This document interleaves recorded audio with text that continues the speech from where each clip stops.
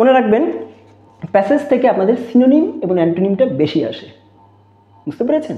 ওই প্যাসেজ থেকে যে সিনোনিম শব্দগুলো থাকে বা সেই শব্দগুলো থাকে তারই সিনোনিম বা অ্যান্টোনিম থাকে এবং ওই সিনোনিম বা অ্যান্টোনিমেরই আপনার কি বলে উপরে সেন্টেন্স লিখতে আসে, বুঝতে পেরেছেন? অর্থাৎ যে শব্দটা দিয়েছে অনেক সময় দেখা যায় সেইটা দিয়েই সেন্টেন্স লিখতে বলে, সিনোনিম আর একটা করতে বলে। আবার অনেক সময় বলা হয় যে সিনোনিমটা করা হবে সে ইউজ সেন্টেন্স বা make a sentence with the synonym. Synonym থেকে করতে বলে সিনোনিম দিয়ে করবেন, আর যদি বলে মেক দ্য সেন্টেন্স তাহলে বুঝবেন আপনার মেইন ওয়ার্ড দিয়ে করতে বলেছে, সিনোনিম দিয়ে নয়, কিন্তু সিনোনিম আপনাকে লিখতে হবে, বুঝতে পেরেছেন?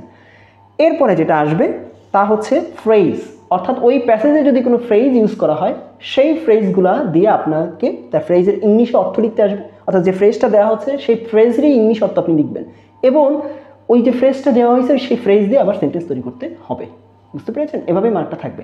আর একটা জিনিস আসে বেশি, তা হচ্ছে কোন শব্দটা কোন পার্টস অফ স্পিচ, অর্থাৎ দেখা যাচ্ছে আপনাকে দিল বিউটি, সৌন্দর্য, আপনারা জানেন যেটা নাউন, আপনাকে দিল ভার্ব করতে বিউটিফাই, দেন আপনাকে বললো যে use or make a sentence with the new word অথবা উইথ দ্য অ্যান্সার্ড ওয়ার্ড, তাহলে উত্তরে যে বলছে বা উইথ দ্য চেঞ্জড ওয়ার্ড ওইটা দিয়ে তখন আপনাকে সেন্টেন্স করতে, তার মানে কি আপনি বিউটিফাই দিয়ে সেন্টেন্স করবেন, সেক্ষেত্রে আপনাকে কী করতে হবে যে we have to beautify this room, ধরেন আমরা এই রুমটাকে সুন্দর করব, বুঝতে পেরেছেন? এভাবে আপনারা করবেন, ঠিক আছে? এইগুলো বেশি আসে, তার মানে সিনোনিম অ্যান্টোনিম আপনার হচ্ছে এই যে ফ্রেজ, আর হচ্ছে যেটা কেবল বললাম তা হচ্ছে আপনার শব্দের পরিবর্তন, অর্থাৎ সেম ওয়ার্ডটা কীভাবে ডিফারেন্ট পার্টস অফ স্পিচে ডিফারেন্টভাবে ব্যবহৃত হয়, ঠিক আছে?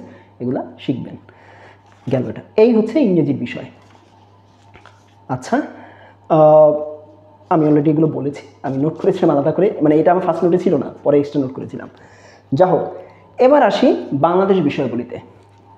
দেখুন, বাংলাদেশ বিষয়গুলি এমন একটা টপিক, এখানে আসলে বলে শেষ করা যাবে না। আমি সংক্ষেপে আপনাদেরকে বলে দিচ্ছি, একেবারে সংক্ষেপে মাথায় রাখবেন, মাথায় ঢুকাই নেন, লাগলে খাতা কলম নিয়ে বসে লিখে নেন। তা হচ্ছে বেশি বড় বড় করে কোনো কিচ্ছু লিখবেন না, কারণ বাংলাদেশ বিষয়গুলি হচ্ছে একমাত্র সাবজেক্ট যেখানে আপনি লিখলে আর শেষ হবে না, 4 ঘন্টায় শেষ হবে না। এই 200 মার্কের জন্য আপনার অতিরিক্ত বড় করার কোনো প্রয়োজন নাই।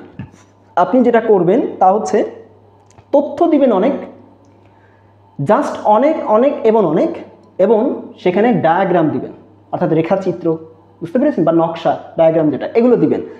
আর দিবেন হচ্ছে সমীক্ষা এবং ছক। আবারও বলি, তথ্য দিবেন অনেক এবং সেই তথ্যগুলোকে আপনি ডায়াগ্রাম আকারে সাজিয়ে দিতে পারেন, সমীক্ষা আকারে দিবেন এবং ছক আকারে দিবেন। আপনি যত এগুলো দিবেন তত আপনার লেখনী প্রয়োজনটা কম পড়বে। এগুলোই হচ্ছে করবেন, স্কেলটা নিয়ে সুন্দর করে এগুলো খালি দিতে থাকবেন, দেখবেন আপনারা বেশি লেখার অতিরিক্ত দরকার নাই।